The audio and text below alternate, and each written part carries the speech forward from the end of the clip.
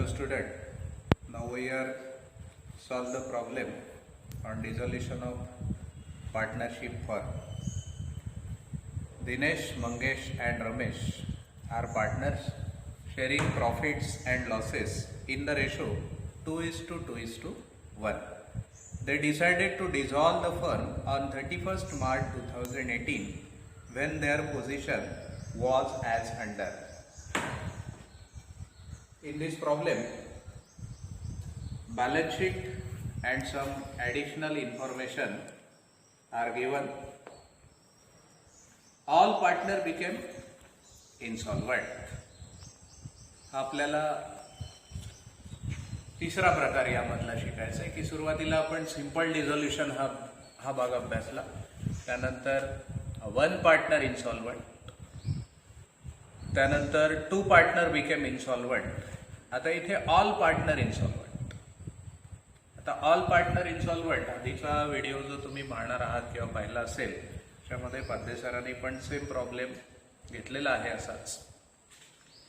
त्याच पद्धतीचा हा ऑल पार्टनर बिकेम इन्सॉल्वंटचा एक प्रॉब्लेम आपण आज सोडवणार आहोत. तर यामध्ये सुद्धा की लॅबिलिटीज ट्रान्सफर न करता third party liabilities account open करायची. आपल्याला या प्रॉब्लेममध्ये क्रेडिटर्स अकाउंट दिले, बिल्स पेएबल अकाउंट दिले आणि शेवटी आपल्याकडे डेफिशियन्सी अकाउंट इथे टॅली होत असतं. तर पहिली स्टेज मात्र नेहमीप्रमाणे transfer stage, transfer of asset to realisation account. Realisation अकाउंटच्या डेबिटला to sundry assets account, to sundry assets account. Building 78,000, building 78,000, computer 45,000, computer 45,000, debtors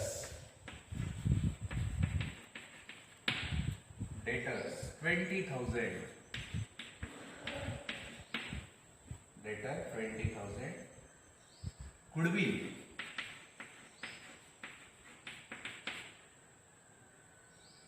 35,000,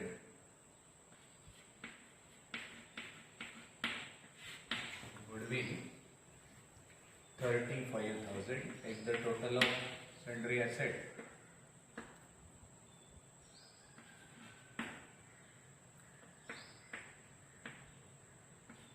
$1,78,000, 1,78,000. त्यानंतर आपल्याला बँक अकाउंट दिलाय, त्याचा लगेच बॅलन्स इथे लिहून घेतो. टू बॅलन्स brought down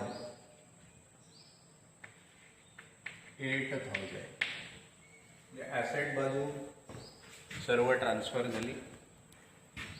त्यानंतर आता लॅबिलिटीज दिल्यात. यामध्ये कॅपिटल अकाउंट आहे आपल्याकडे, त्याचा बॅलन्स ट्रान्सफर करूया इथे क्रेडिट साईडला. By balance brought down. Dinesh 26,000, Mangesh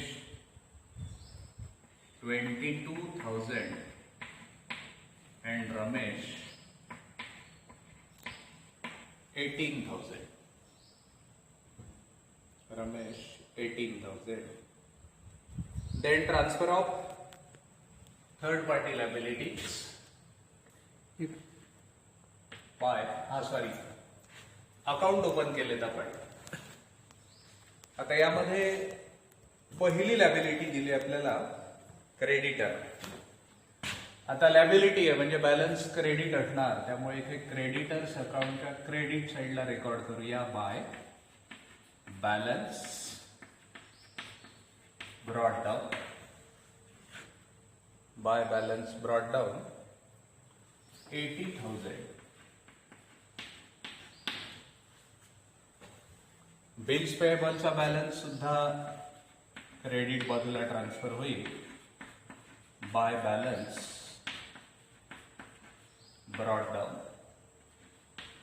40,000. आपण लायबिलिटीजचे अकाउंट जेव्हा ऑल पार्टनर बिकेम इन्सॉल्वंट असतात तेव्हाच ओपन करायचे. अन्यथा सिंपल डिझॉल्युशन किंवा one partner insolvent, two partner insolvent या टाईपचा प्रॉब्लेम असेल तर मात्र रिअलायझेशन अकाउंटला लायबिलिटीज ट्रान्सफर करायचा. हा प्रॉब्लेम ऑल पार्टनर इन्सॉल्वंट आहे, त्यामुळे आपण लायबिलिटीज अकाउंट स्पेसिफिक ओपन केलेली आहे.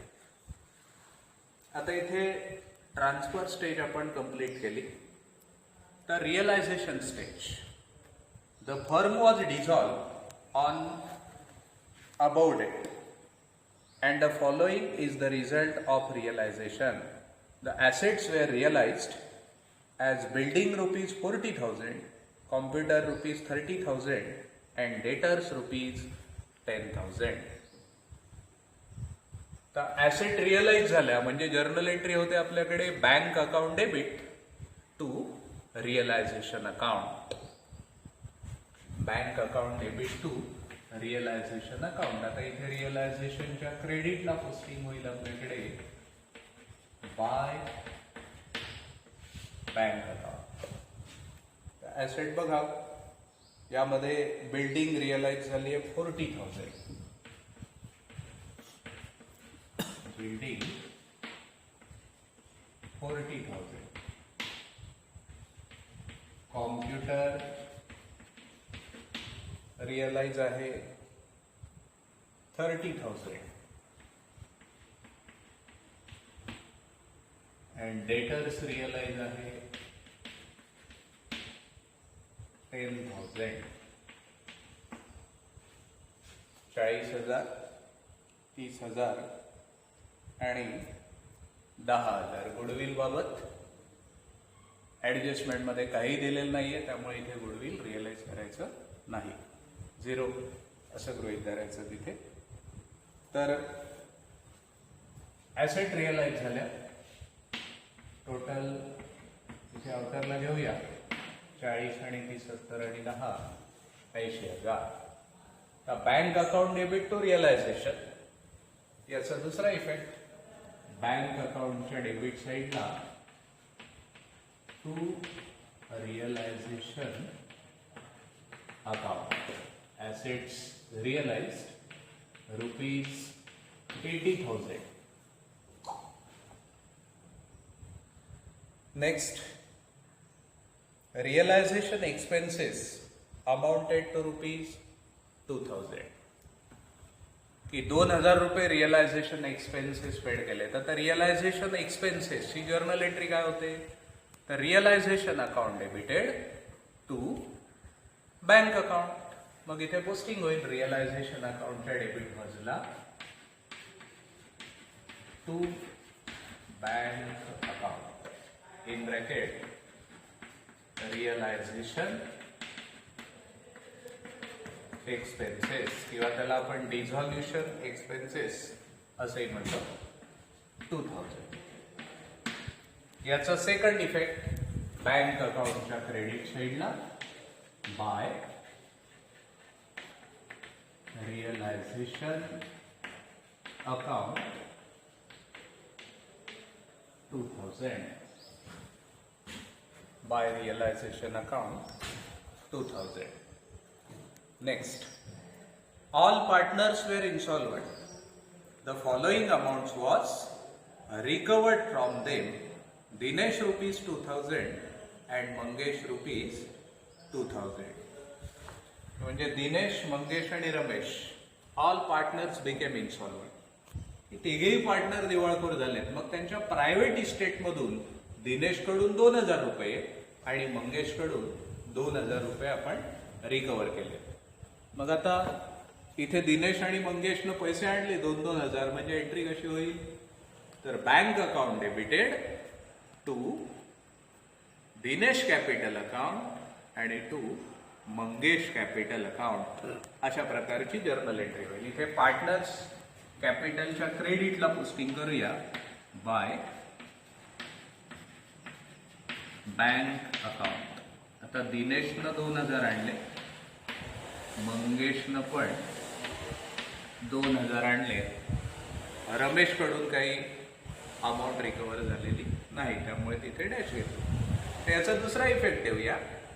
बँक अकाउंटच्या डेबिट साईडला टू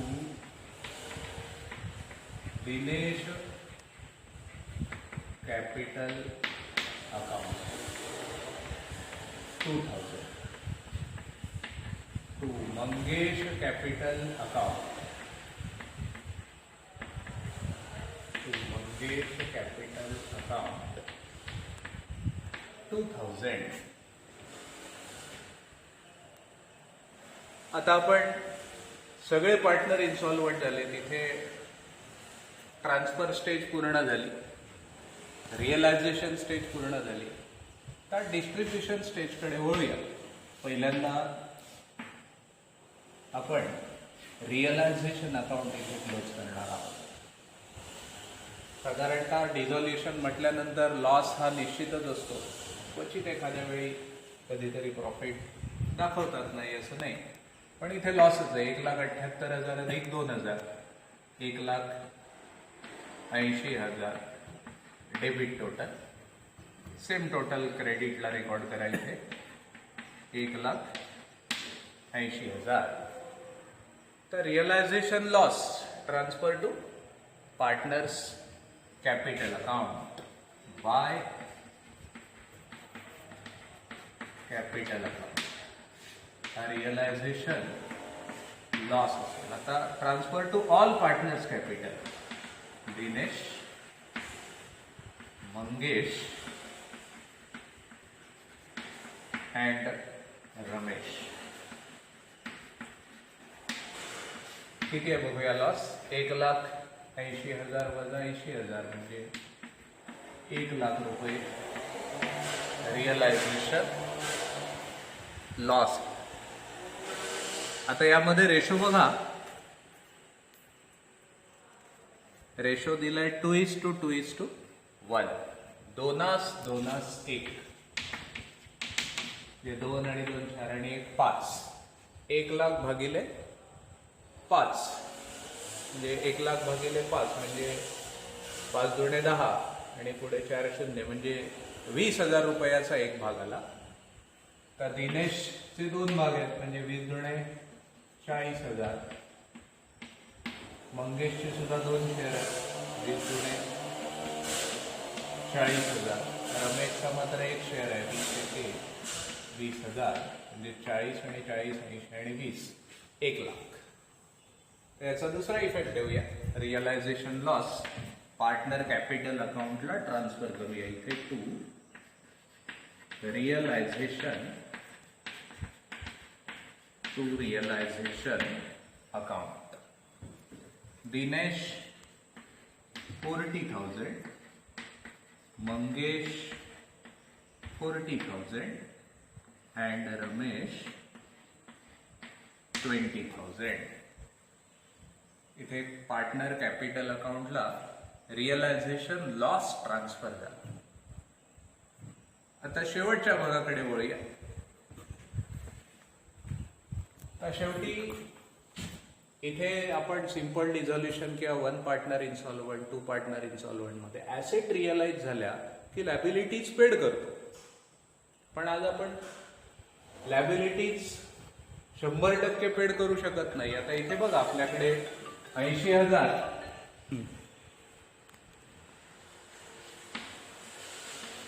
तर आपल्याकडे क्रेडिटर्सला 80,000 रुपये द्यायचे, बिल्स पेबलला 40,000 रुपये द्यायचे, 1,20,000 द्यायचे.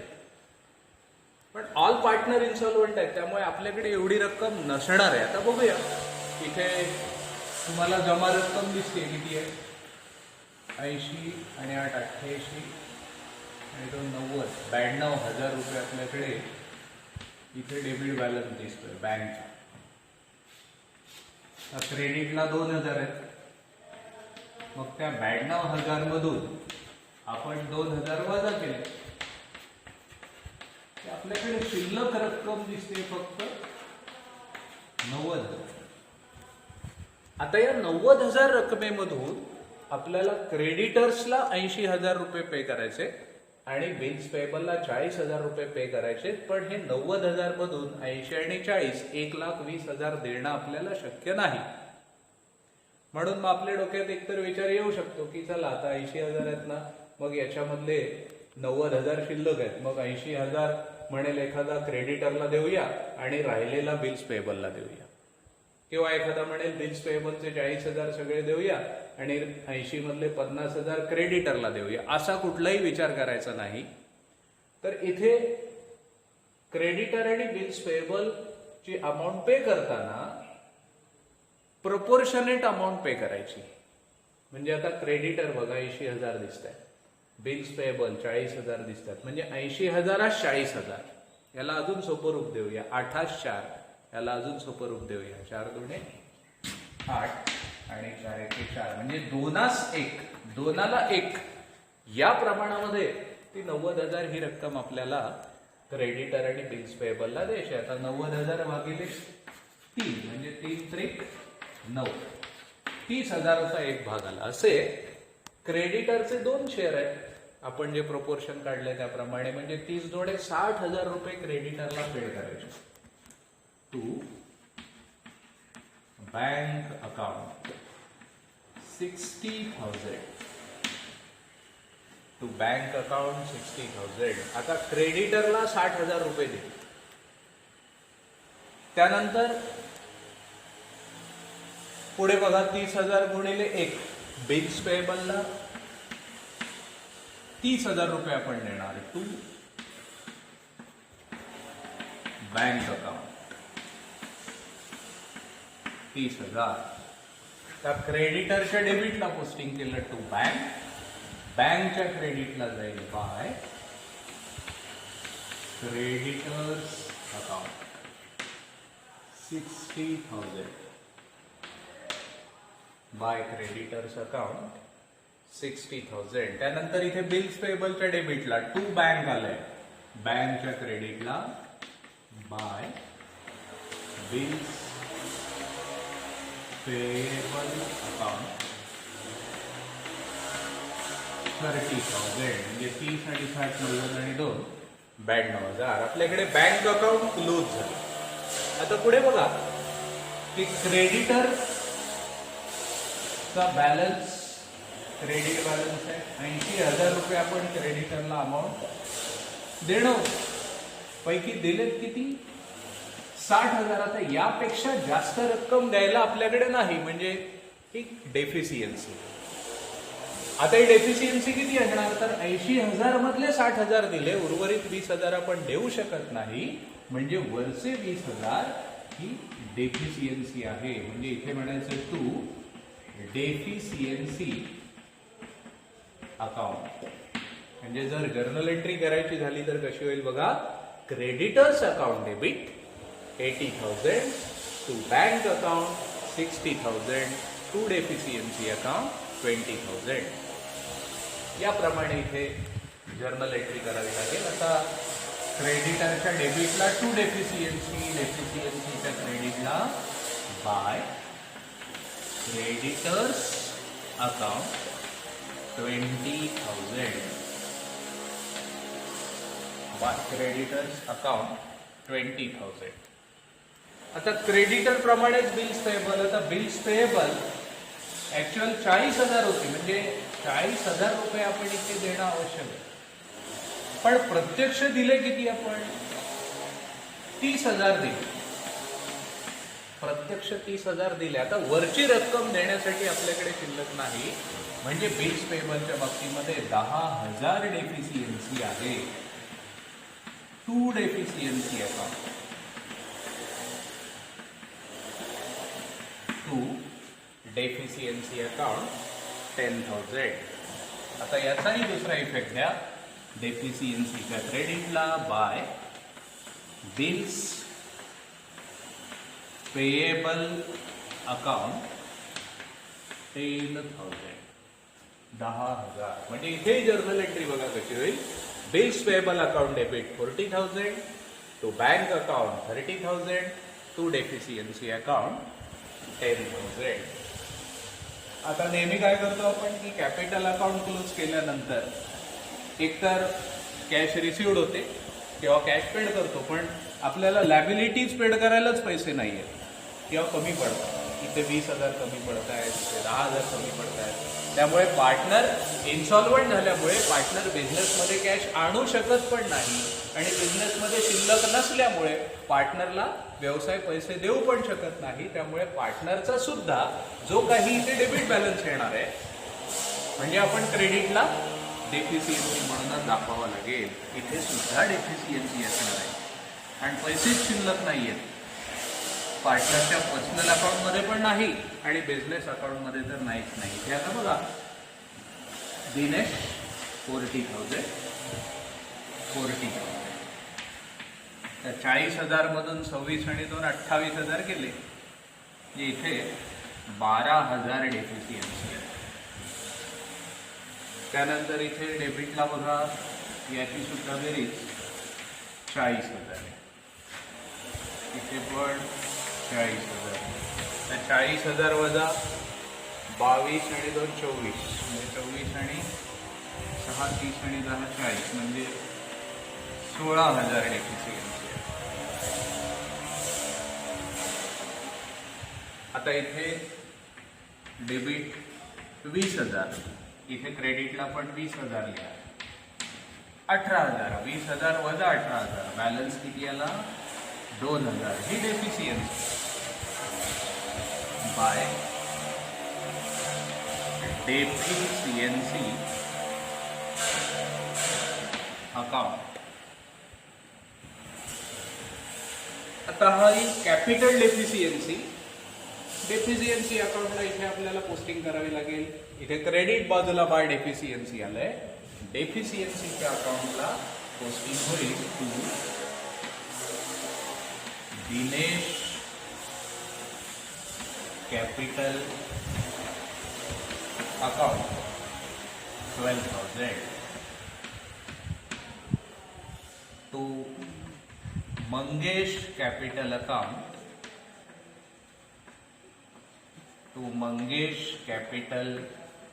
account 16,000 to Ramesh capital account 2,000. इथे आपलं डेफिशियन्सी अकाउंट टॅली झालं की प्रॉब्लेम बरोबर आला. बघूया, 12 आणि 16, 28 आणि 2 30,000 आणि इकडे 20 आणि 10 30,000. या पद्धतीने आपलं डेफिशियन्सी अकाउंट इथे टॅली आहे. बाकीच्या प्रॉब्लेमप्रमाणे याही प्रॉब्लेमच्या सर्व विद्यार्थ्यांनी होमवर्क म्हणून जर्नल एंट्रीज करायच्या आणि प्रॉब्लेम पुन्हा एकदा तो वहीमध्ये सोडवायचा. थँक्यू.